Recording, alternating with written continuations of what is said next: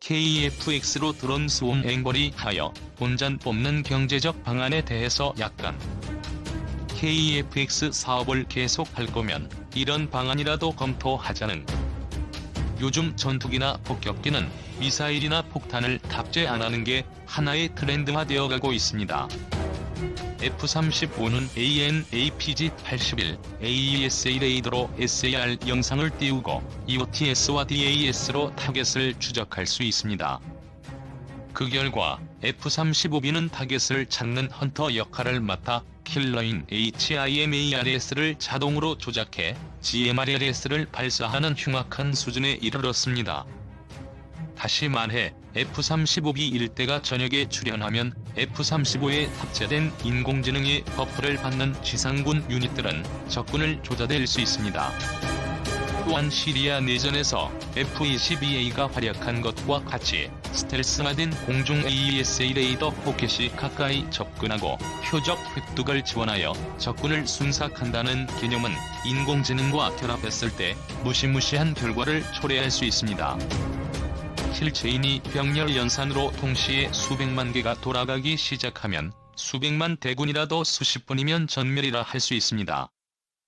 만약 F-35가 전역에 뜨고 K과 인공지능으로 결합되면 포탄 사거리 안은 인간이 개입할 필요 없이 자동으로 탐지 식별 추적 무기 선정 교전 평가해버리게 되고 스텔스기인 F-35를 격추할 방법이 없는 한 계속 인공지능에게 조종당하는 K구들에게 두들겨 맞아야 하겠습니다.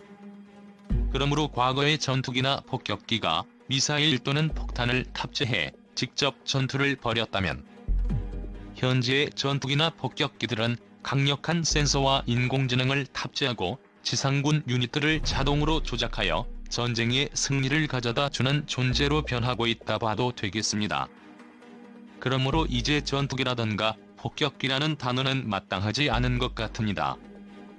강력한 센서와 인공지능을 탑재한 항공기를 전역 통제기라 칭하고 스텔스화할 경우 격추하기 어려울 뿐만 아니라 대량의 패키 또는 요청을 생성하는 DDoS 공격 마냥 좀비화된 아군 지상군 유닛들을 인공지능 지휘를 하게 되고 순식간에 폭발적이고 정밀한 화력을 퍼부어 적군을 일거에 살상시켜버릴 수 있다 하겠습니다.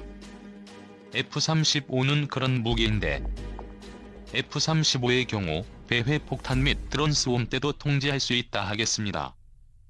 지상군 유닛도 통제할 수 있지만 막대한 드론대를 통제하여 적군에게 퍼붓는 방법도 가능하다는 것이겠습니다. 물론 지상군 유닛들을 통제할 때보다 훨씬 많은 과부하가 걸리겠지만 기술의 발전으로 가능해지겠습니다.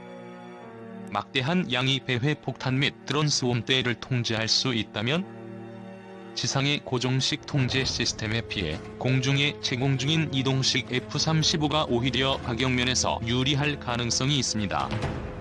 또한 지상에서 통제하려 해도 SAR, DAS 같은 센서가 없고 퓨전이 안 된다면 공역 통제에 애를 먹겠죠. 그리고 이런 공역 통제 시스템을 개발하기조차 어려우겠습니다. 그러나 애당초 전쟁에 써먹으려고 만든 F-35는 막대양령의 배회 폭탄 및 드론 수움대를 통제하고도 남을 성능으로 개발할 수밖에 없습니다. 이런 건 민간 기업들이 아무리 개발해봐야 군사 무기를 개발하는 국가적 역량에 턱없이 미달할 수밖에 없습니다. 그렇다면 F-35는 민수용으로도 쓸 수 있다? 드론 수움 또는 군집 로봇은 올림픽 오륜기만 잘 그리는 것이 아니고 인간의 삶을 바꿔놓을 정도로 다양한 활용이 가능하겠습니다.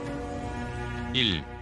드론 수움으로 교통 혼잡을 통제한다던가 2. 드론 수움으로 산불을 체계적으로 진화한다던가 3. 드론 수움으로 택배를 로켓 배송한다던가 4. 드론 수움으로 농사를 짓는다던가 5.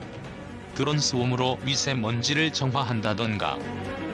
F-35라는 인공지능 전역 통제기 플랫폼 덕분에 고정식 통제 시스템에 비해 더 많은 수의 드론을 더 적은 비용으로 써먹을 수 있겠습니다. 그런데 F-35는 비쌉니다. 일단 채공시간이 짧고 연료를 많이 퍼먹으며 민수용으로 쓸 거면 굳이 스텔스 성능이 필요하지 않겠습니다. 게다가 개발이 끝난 무기라 민수용으로 쓸 것을 감안하지 않았기 때문에 동방의 어느 민간군 겸용과 해외 수출을 좋아하는 어떤 나라에게 기회가 있습니다. KF-X도 F-35의 싸대기를 후려갈길 만큼 인공지능을 탑재한다면? 게다가 개발 시기가 차이나는 만큼 F-35보다 더 강력한 스펙의 슈퍼컴퓨터를 내장할 것이고 날개 형태를 A-10이나 MQ-1처럼 제공형으로 덧붙일 수 있다면? F-35의 민수용 버전으로서 KF-X도 가능하겠습니다. 전쟁 시에 써먹으려고 개발했던 헬리콥터가 민간에도 널리 쓰였듯이 인공지능과 강력한 센서를 탑재한 전역 통제기들은 민간에도 널리 쓰일 가능성이 있습니다. 그러면 국가에선 KF-X들의 소티를 민수용으로 경매 임대해주면 되겠습니다. 파일럿이 KF-X를 적당히 채공 비행하면서 드론 소음으로 앵벌하면 KF-X 기체값 본전 뽑겠습니다. 그러므로 채공 성능과 연비가 극대화될 수 있는 장착 킷을 KF-X에 추가하면 좋겠습니다. 각각의 지상 유닛 및 공중 유닛마다 인공지능을 탑재하는 것보다 날아다니는 슈퍼컴퓨터 KF-X에 인공지능을 넣어 통제하는 편이 더 좋을 것 같습니다. 한 줄 요약 KF-X로 돈을 벌면 될 거 아냐. 작자 후기 적의 오버로드? 그런데 F-35가 이 정도 성능이면 B-21은 얼마나 많은 드론들을 통제한다는 말이냐. 그동안 일에 바쁘고 아이디에 문제가 생겨 접속이 안 되는 트러블로 이 드론방에 들어오지 못했습니다. KF-X의 AESA 개발 과정에 감사원 감사로 인해 시끄럽기에 살펴보다 답답하여 다시 접속을 시도했더니 핸드폰 인증으로 접속이 되어 이렇게 인사를 드릴 수 있게 되었습니다. 15에서 20년 전부터 미국의 힘이 약해질 때 우리는 중1 사이에 끼어 힘들어질 수 있으니 미래를 대비해야 한다면서 함께 토론했던 일들이 새롭네요. 그때 논의했던 대부분의 기술과 무기체계가 이제 국산화되어 배치 중이고 또한 수출되고 있는 모습을 볼 때면 흐뭇한 마음이 들기도 하네요. KF-X는 제가 예측한 대로 15년간 어느 정부도 명분 때문에 포기하지는 못하고 질질 끌어오다 이제 시제기 비행을 앞둔 시점입니다. 긴 말은 하지 않겠습니다. KF-X는 무조건 밀고 나가야 하는 사업이고 마지막 기회의 찬응입니다. 미국도 F-35를 구매할 수 없는 동맹국들에게 제공할 대안이 없기에 한국이 만드는 대안에 대해 직접 경쟁하는 업체가 아니라면 무조건 부정적 입장이지는 않습니다. 현재 앞장서서 비난하는 사람들도 대체로 업체와 이익관계로 얽혀있는 경우가 많기에 무시하고 갈 길을 가면 됩니다. 일본이나 중국이나 한반도의 향방이 자국 안보에 치명적인 영향을 미치기에 엄청난 자원과 노력을 기울여 국내에 영향을 미치려 하고 있는 중입니다. 이미 차이나 게이트를 통해 국내 여론에 영향을 미치는 게 확인되었고 이번 선거에 화웨이 제품과 직접 동원된 중국인들을 통해 영향을 미쳤을 가능성이 매우 높지요.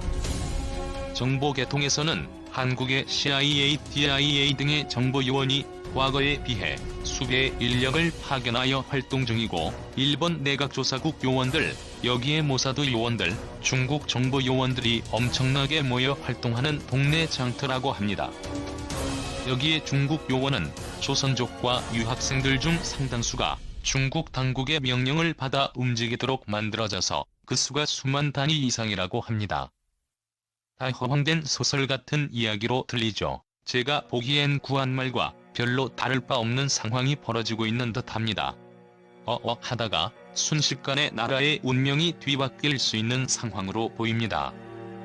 아무튼 믿을 수 있는 건 내 손에 든 것뿐인 세상이고 더욱 악화될 게 뻔한 미래를 위해 KF-X든 중잠수함에서 발사하는 SLBM이든 초음속 순항 미사일이든 ASBM이든 가능할 때 준비해야만 합니다. 이번 바이러스 사태에 한국이 잘 대응하여 성과가 높습니다. 핵심은 질병관리본부의 실무 책임자인 이상원 감염병진단관리과장의 예측과 준비에서 나온 것입니다. 사스와 메르스 사태 실패를 교훈으로 시뮬레이션을 했고 예측 결과에 맞춰 대비안을 만들었습니다. 중국에서 상황이 벌어지자 준비된 매뉴얼대로 움직이고 진단키트 제작사를 불러 대비시켰습니다. 그 결과 대확산을 억제하고 다른 나라를 도울 수 있는 상황이 된 것입니다. 미래를 미리 예측하고 준비된 국가가 살아남습니다. 2012년 브레진스키가 말한 대로 한국은 독자 핵무장 아니면 중국 조공국의 미래가 예측되는 나라입니다. 제가 보기엔 중국에게 나라를 바치려는 듯한 사람들도 매우 많습니다. 그들의 눈에는 신장이고르에서 벌어지고 있는 일이 보이지 않나 봅니다. 자기 아이들의 참혹한 미래가 될 수도 있는 것을 못 보는 건지 더 큰 이익을 기대하는 건지 모를 일입니다. 내 손에 쥔 힘 외에는 아무것도 믿을 수 없다는 냉혹한 현실을 기억한다면 KFX의 개발에 힘을 모아야 할 듯합니다. 영상 보면 아시겠지만 하드웨어는 완성된 상태로 보여집니다. 하드웨어를 이스라엘 소프트웨어가 탑재된 신호 처리기에 결합해서 제대로 작동하는지 우선 검증했다는 내용입니다. 하드웨어가 검증되지 않은 상태에서 소프트웨어를 탑재할 경우 문제 발생 시 소프트웨어 문제인지 하드웨어 성능상 문제인지 알 수 있는 방법이 없기 때문에 일단 하드웨어를 먼저 개발하고 외국산 소프트웨어에 결합 후 하드웨어 검증하고 검증된 하드웨어를 기반으로 소프트웨어를 포함한 신호 처리기 각종 모드를 개발하는 단계로 나아가는 것입니다. 한화의 소프트웨어 개발 능력이 현재 많이 높지는 않을 겁니다. 처음 개발하는 한화 입장에서 하드웨어도 저 정도 수준으로 만드는 것도 굉장히 대단한 것이라고 보여집니다. 일부 기자와 유튜버가 현재의 소프트웨어 단계로 한화가 개발 중인 A사 레이더를 쓰레기로 취급하고 있는데 개탄하지 않을 수 없습니다. 이스라엘 소프트웨어와 장비를 제거한 하드웨어에 우리 것을 결합하면 아직까지 제 성능이 나오지 않는 것이 당연한 것입니다. 이 성능을 끌어올리는 것이 앞으로의 개발 과제고 KFX 개발에 맞춰 해야 할 일입니다. 하드웨어와 소프트웨어를 따로 개발하고 있는 A사 레이더를 이해 못하고 현재 상태로 개발이 실패했고 쓰레기다라고 매도한다면 개발에 매진하고 있는 연구원 기술자들이 이에 대해 해명하고 홍보하는데 역량을 집중하느라 정작 중요한 개발에 집중하지 못하게 하는 결과를 초래하게 될 것입니다.